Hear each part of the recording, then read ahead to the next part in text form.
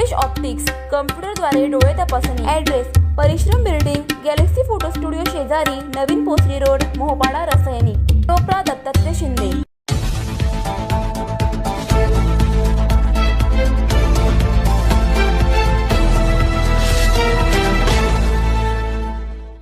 रसायनी परिसरातील विजेचा खेलखंडोबा, प्रश्न न सुटल्यास आंदोलनाचा इशारा.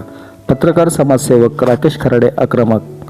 एप्रिल महिन्यापासून रसायनी मोहोपाडा व परिसरात वारंवार होणाऱ्या वीजपुरवठा खंडित प्रकारामुळे नागरिक, व्यापारी आणि वीज ग्राहक त्रस्त झाले आहेत.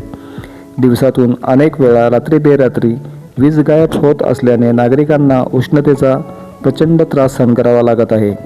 मार्च, एप्रिल आणि मे या तीव्र उष्णतेच्या महिन्यामध्ये विजेची अत्यंत आवश्यकता असताना मोहोपाडा परिसरात सतत वीज खंडित होत असल्याने व्यापाऱ्यांचे आर्थिक नुकसानही वाढले आहे. महावितरण विरोधात नागरिकांमध्ये तीव्र नाराजी पसरली आहे.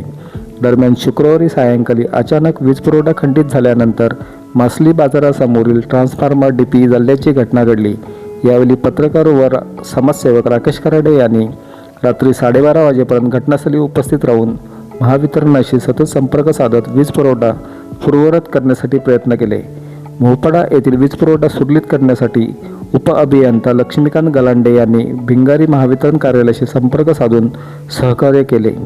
शनिवारी 23 मे रोजी पत्रकार समाजसेवक राकेश खराडे यांनी कमी व्होल्टेज, वारंवार वीज खंडित होणे व वीज पुरवठा कायमस्वरूपी सुरळीत करण्यासाठी निवेदन सादर केले. यावेळी ग्रामस्थ मोठ्या संख्येने उपस्थित होते.